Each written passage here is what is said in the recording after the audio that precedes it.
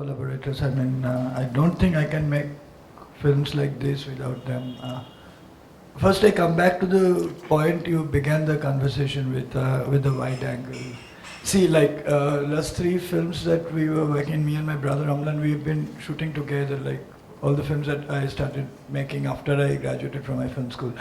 So, and Amlan is my brother, so we know each other very well. But the thing is also there is a, we are independent filmmakers. We have, I mean, methodology or like aesthetic of, I mean, methodology and aesthetics are not really apart things. They're very connected.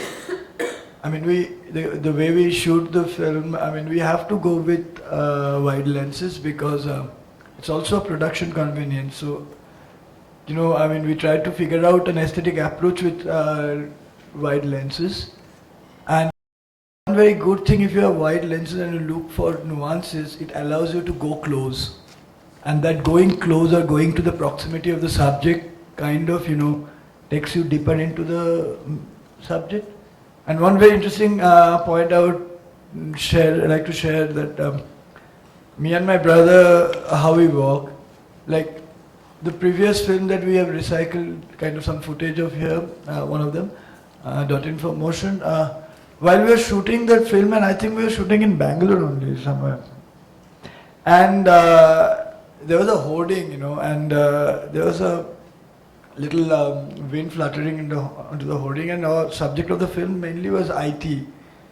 So at that time, Amlan was telling me, look, your subject, the hoarding is actually an object for me, because my subject is that flutter. So this is how we work. I mean, really, we never talk about a frame on the location, never.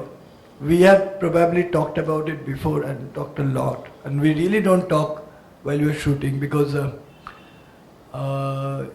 don't need to think while you shoot. Really, you can think before and you can think after. I think it works better, at least for me, because shooting is more of instinctive, and at least at that point in cinema, the rhythm of the space and the time where you are filming kind of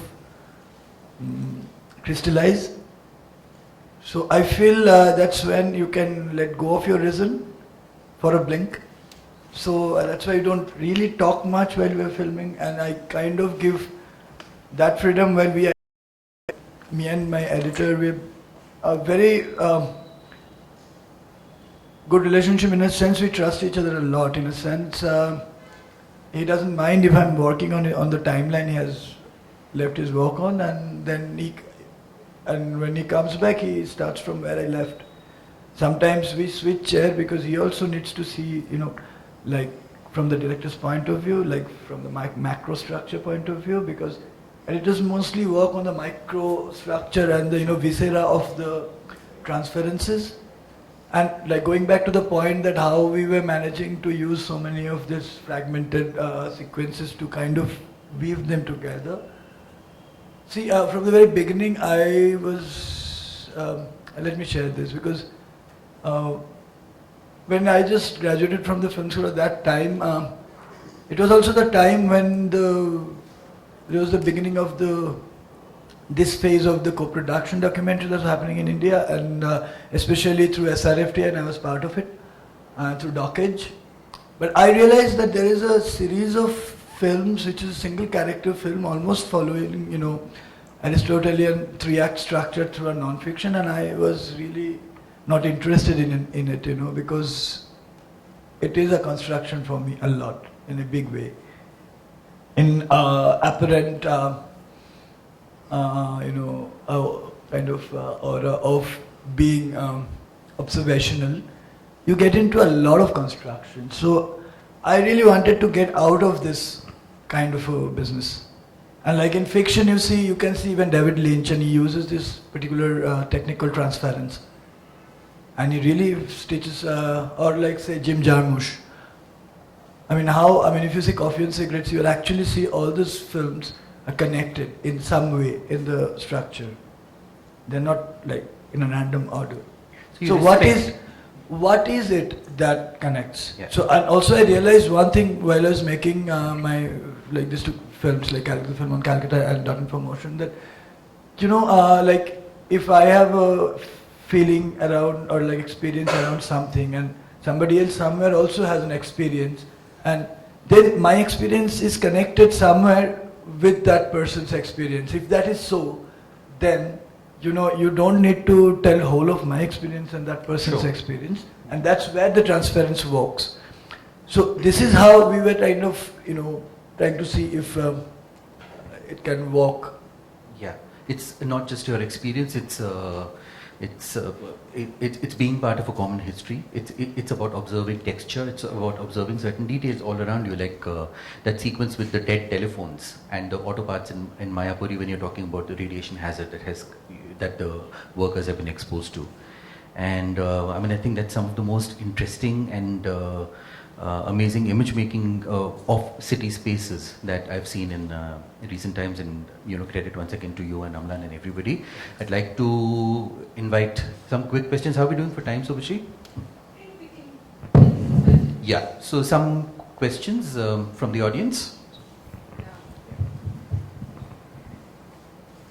I just wanted to ask, like, you included a segment on the supercomputer. Like, what was it? Why did you include it in the movie? I mean, what was on that? Yeah, this in one way also a recycle of my previous film, and you must be knowing that. Like first supercomputer was developed by SIDAC. It was, I think, in SIDAC Pune, and then here in SIDAC Bangalore. Then on they made all the ones. See, I referred back to not exactly the SIDAC supercomputer, but while Professor Narasimhan was talking about his experience, it was in front of the Param supercomputer for sure. But we were not talking about the Param computer. We were talking about the TIFRAC, which is the first generation computer in Asia, developed by TIFR, or then it was called, I think, BARC, BRC Baba Atomic Research Center or something. It is not, whatever. It had a different name, and just imagine, it is the first computer of the third world. I mean, first generation computer of the third world, or whole of Asia, before China, Japan, and everybody. And India needed to build it themselves because India was just independent. People knew their mathematics and physics capability, the scientific capability. So West was not giving us computers because they knew that we'll get into nuclear power. I mean, even not war. I mean, not weapon, but like civilian power. So India had to build it, and that whole technology developed our own reactors, our own nuclear technology, which we kind of sold off to the West, like the way we stopped our own computer fabrication technology, hardware technology, and we had a real stronghold on it, and we don't have. At the moment we're sitting in Bangalore, we only give service support. We all know that. Even if Bangalore is an electronic hub, it's really nothing compared to what's there in Asia. We all know that. And there is a political reason why we lost out on it. My previous film was on that. But here I can see that the same shit is happening with the nuclear deal, because we are taking a redundant technology from the West. The technology we already have, and we are shoving it out, and because that we can buy expensive fuel from whatever countries. And we know how it happens, and so and then you see while we are talking about the nuclear deal and those treaty, you see medical college from Delhi University trashes its cancer dose whatever that gun to Mayapuri, and some people die, somebody gets affected so badly. So where is the consciousness? We are talking about all this. Whom are we fooling? So basically that is exactly what I wanted to have in the film. Not in a very direct way, because I don't like it, but this is the context in which this is there. And just to pick up on that, this entire thing of being polemical or not is a choice that you make, and which is what I guess spaces like these and film festivals and everyone open out, saying, do I want to address this absolutely as black and white, or are there other nuances to it that as a filmmaker I choose to use, which your film does, and many other films. And I was just thinking that this entire thing about existence is something that Rajula's film connects with Sabandharantan in a very, very different way. So do look out for it. I'm forgetting the schedule, but whenever that happens. Any other questions? Yeah, Rajali.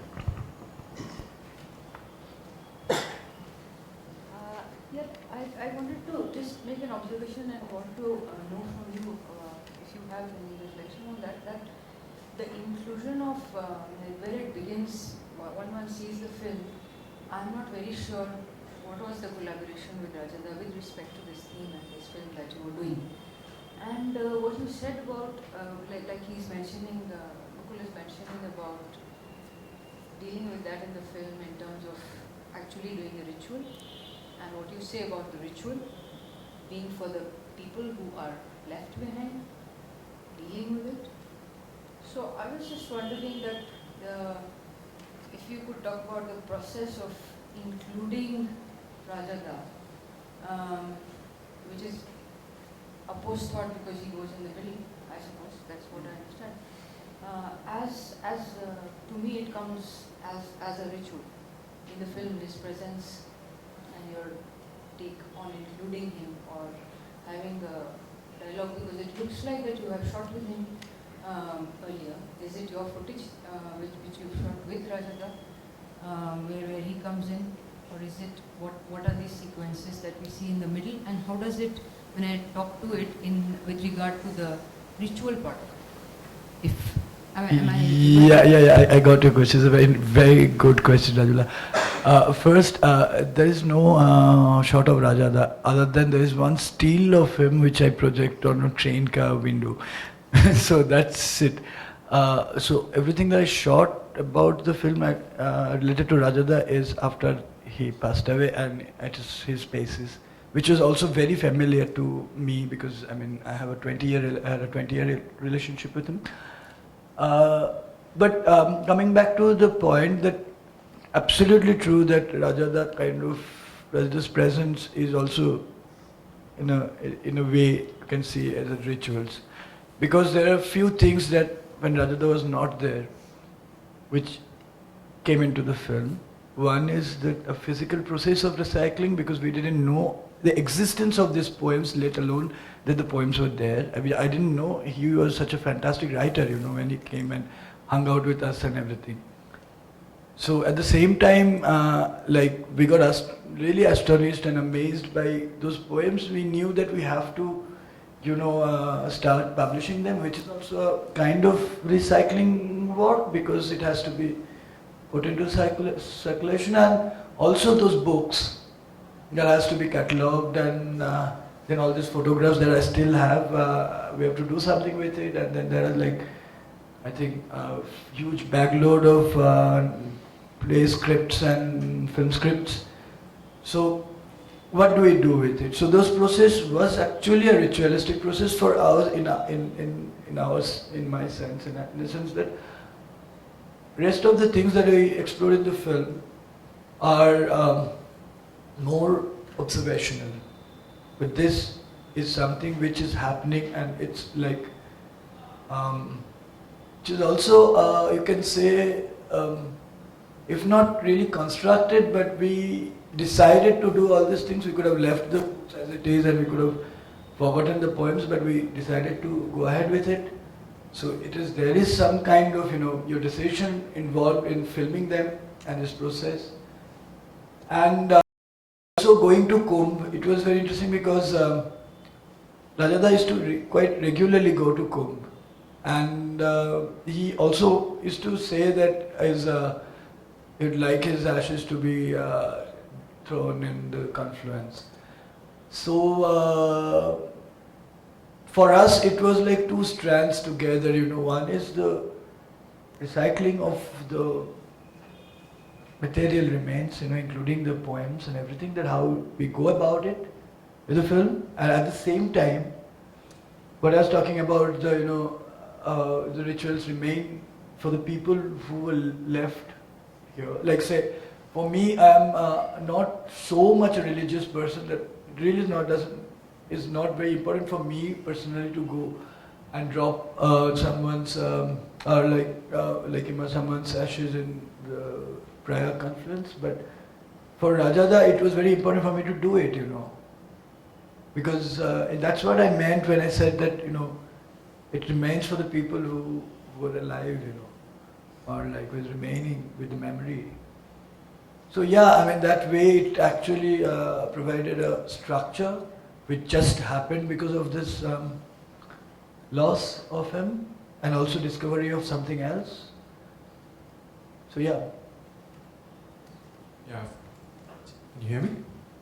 Yep. Yeah. Hi. I thoroughly enjoyed it, especially this idea of something never going to waste and something always existing in some kind of a repository or the other. It's not a question, but perhaps what you would think if, say, the backbone of the film was not based on the idea of Hinduism. So perhaps towards the end, I noticed that you had biblical references, and I like the word biblical references, especially in Guy Debord. So I'm thinking if perhaps in this case you came from a different kind of a religious idea or a different kind of philosophical thought as opposed to the position that your friend comes from. So for example, what if he had instead of his ashes wanting to be deposited in the river, wanted it to be in France in Père Lachaise Cemetery? Do you think the idea of waste then at that point of time would take a different form? Is it something that you've thought of? Tricky. Yeah, I'll say, first of all, if this was Rajada's wish, we would have done that, for sure. And secondly, I mean, while we're going back to, and that's why I will not use the word Hinduism, I would say, like, you know, the Sanatani religion, which was a prevailing religion or cultural religious thought here before any of the Semitic religions came here.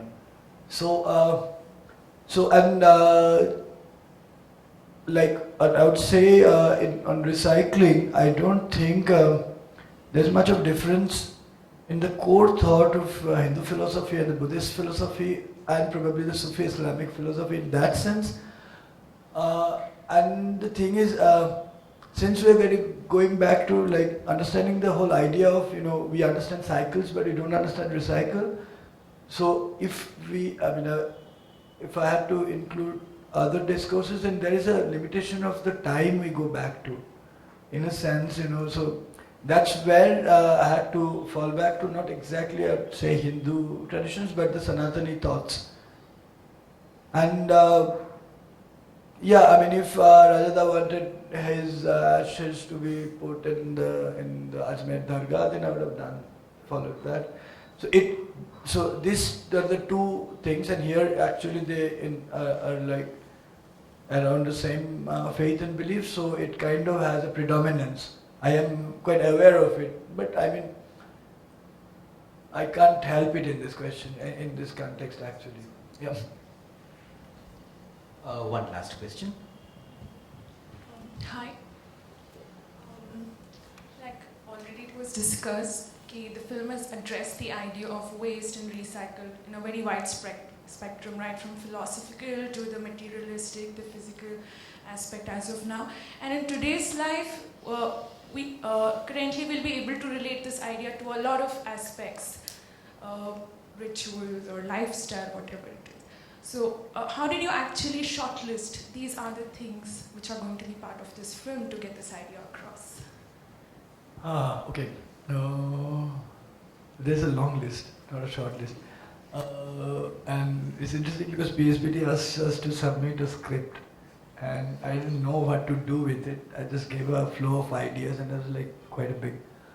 And they liked it. I was like really surprised. I thought I would get really adverse comments. Instead, I got the installment check. It was really weird. And I was thinking, and me and Rajat were thinking of many other aspects, and probably kind of make it a more fragmented, like more film with more subjects and interweaved. But at some point of time, after Rajata's departure, I really didn't want to include more subjects around that. Rather, you know, see where we are and how, like, from there we can, you know, develop with the situation, both practically, like, law and also the emotional loss and all this. And and what happens, what we encountered since then. And that's why, since that point, the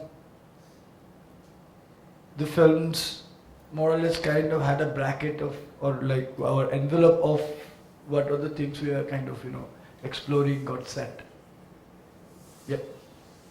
One last. Okay. Yeah, the films you said in the film that there is no vernacular word for waste. Just wanted to know a little more about that. Yeah, we were trying to find, like I was looking in Bangla, and there is not, because the words for waste in Bangla are mostly not exactly word for waste. It's either redundant or like rejects, and like things that is not used and things like this. So then I was asking my friends who were Hindi speaking, they didn't find. I was talking to my Malu friends, they didn't find. Then I kind of asked around and told them to give me exact, like what you find, the idea of waste. Because in our tradition, actually there was nothing waste, in the agrarian tradition, because everything can be put back. So that concept was not there. So we had to borrow. Especially when you talk about recycling, the Hindi word is punarnavikaran. Can it be really a word that comes from us within? So it is not. So that was one also pointer that why our countries like this, because we seriously, since the industrial revolution happened to us when we were like colonized, so we didn't actually develop the idea of recycling. There is always a disconnect between recycling, in the cycles. Like we all understand all this and do all kind of things and look at bananas in the name of cycle. So this is what it is, I feel. And I'm trying to kind of address that itself, that gap. Yep. Thanks a lot. Thanks, Anirban. And it's been wonderful talking to you about this again, and all the best. Thank you. And thanks IIHS for this opportunity. Thank you.